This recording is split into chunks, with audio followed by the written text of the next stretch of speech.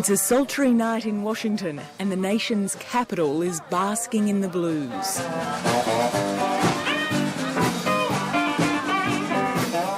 It's party time for these politicians, but blues lover Tim Duffy is on a mission.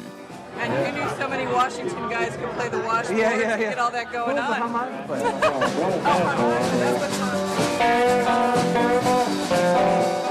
This fundraiser will earn him $75,000 in one night. Anything I can do to help you, just let me know. And really, you guys are doing wonderful things. Thank you. You just need to keep. Thank you again. And it will help him keep alive the music that is closest to his heart. It's a powerful town, and it's great to be here and be accepted and well received. By tomorrow, Tim and the money will be on their way home to North Carolina.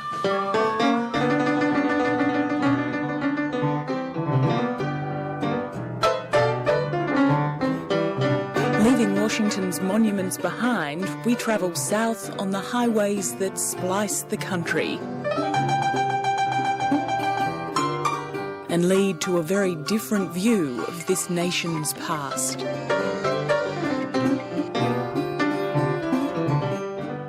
America's history is wrapped up in the blues. It's a music that tells of a lifetime of struggle. Many of its pioneers are living in poverty, their talents little known, their unique sounds disappearing as they pass away. But here in the rural South, one man with a passion for the blues is in a race against time to save not only the music, but the ageing musicians themselves. How you doing? Doing great. Hey, man, thanks for the box. There you are. Another guitar, man. Have a good day. Yeah. Inside this country cabin, Tim Duffy runs the Music Makers Relief Foundation. Yeah, Epiphone. It's a great one. Today, an unexpected delivery, a brand new guitar. Cool. So where's that come from? How can you get a guitar? Yeah, I got this from Epiphone. We're going to give it to Lee Gates, I think. Bluesman in Milwaukee. It's beautiful. Someone will get it. It's a generosity driven by the music and the people who make it. What's so compelling about the blues is the root. It's the root of all American music. The whole world music have drunk from this well and have done very well by the influence. There's not one world music that's not influenced by it.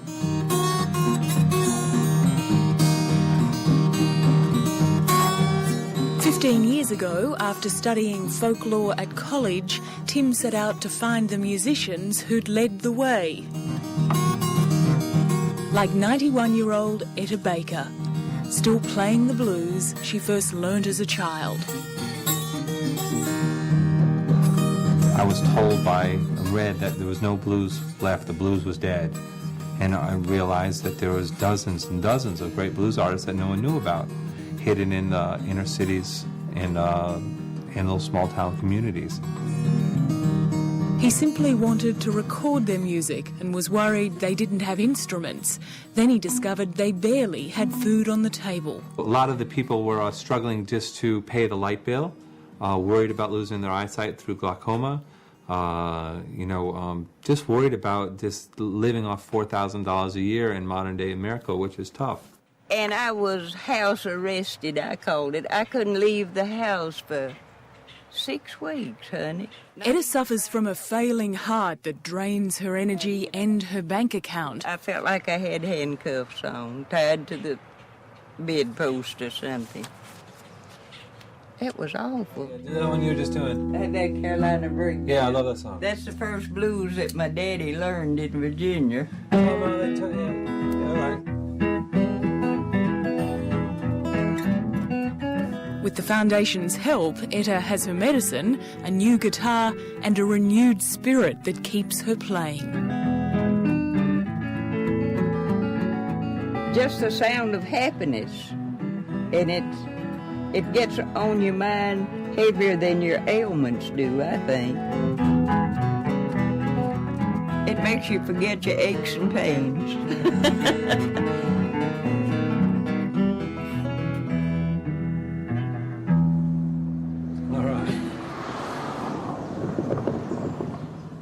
It's the poorer parts of towns across the south where Tim seeks out this hidden talent.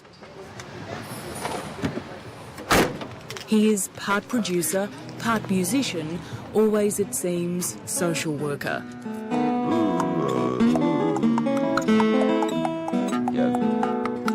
I said you made me weep, baby. Today he's checking on Captain Luke and his friends, Macavine and Whistling Britches. I said you made me lose my happy home. I did love, okay. Captain Luke has a voice of velvet, honed on the cotton and cornfields of the south. Oh, little girl, can't you see what careless love have done? Picking cotton, pulling corn, baling hay, and all that stuff like that, and you be sweating like mad, and you just have to do it, you know what I mean? That's part of your living. Oh, can't you see? Oh, little girl. Music has always been his escape. My landlord, you feel great, you feel good, feel like I want to shout sometime, I feel love, oh love. All of the Foundation's artists are over 55 and earning less than $18,000 a year. These are all great artists with a lot to say. What careless love have done? Oh yeah, oh yeah, oh yeah.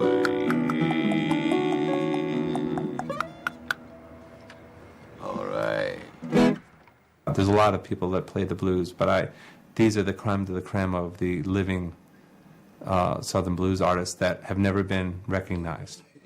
Some have worked with big-name labels but have felt ripped off by the recording industry. I want to go drinking with these guys. It's a lot of fun. Yeah, y'all want to go out? Yeah. Huh? Captain Luke wants us to see where he first met Tim, a drink house where illegal moonshine is the only drink on offer. Oh, yeah. It smells too good to drink. Have some bread, I'll stop it and eat it. It was drink houses like this where Tim Duffy found many of his musicians and discovered how hard it was to win their trust. Standard issue firewater. A lot of times they closed the door on my face because they thought I was the bus man, and so and the police thought I was a drug dealer.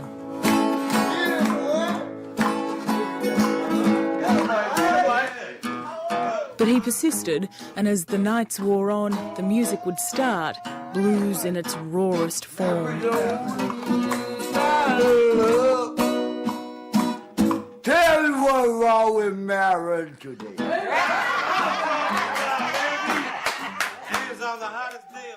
10 years later, Tim Duffy and his wife Denise are running $1 million foundation with support from stars like B.B. King and Eric Clapton. The foundation produces CDs for its ageing artists who keep all the money they make. Some have even scored international gigs. I want you to rock me. Rock me all. And now another generation wants to be a part of the blues history. What we're trying to do is we're trying to find some of the guys who never really got the proper recognition that they deserve, but are still alive and well and playing the blues, and we're going to record with them. That's no small offer. Kenny Wayne Shepherd is an LA-based Grammy nominee and a star on the Warner Brothers label. He's here to play with John D. Holman, an ageing guitarist recovering from a stroke who never played a professional gig until he was 60. I think it's really important that this younger generation are exposed to this kind of music and kind of learn where it all comes from.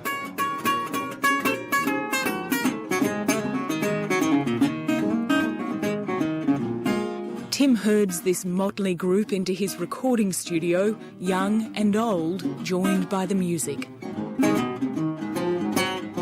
His life is a never-ending recording session. All staying around all the time. trying to move it to the sun with them. But there's a real urgency because when these people die, their music is gone.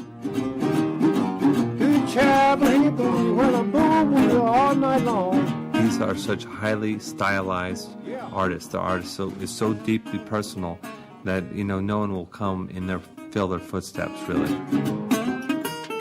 We have to grab them when we can, and when you earn their trust and get them to be able to record, we just got to record it or video it, or, you know, because this is our, you know, part of America's cultural treasures. It's an urgency the musicians themselves can feel. I wanna go home to my baby. Oh, sometime. This is some good music, you know, and I hate to see it die, you know. Let's die when we die, you know. Like for to keep on going. Whoa, yeah. Now there's two sides to every story.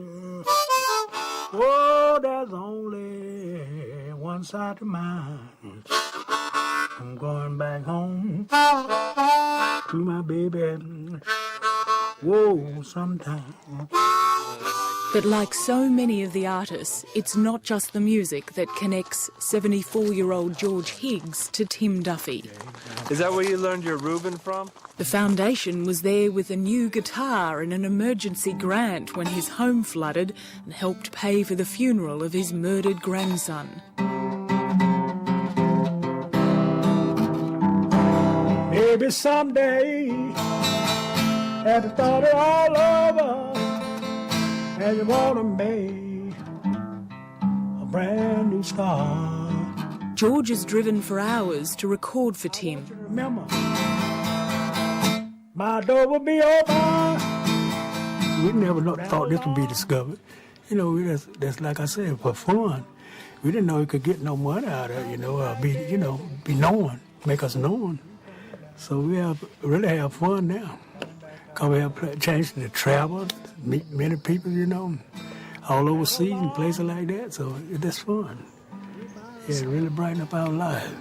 You coming back, baby? Many of these musicians are simply looking for recognition, happy that their life's passion has ignited a spark in someone else. Here's what I have. You know, I will keep your name alive. And I felt I've honored my promise to a lot of these artists. And that's what every great artist wants, is they don't want to be forgotten about. Their gift is a gift to the world. A rainy day.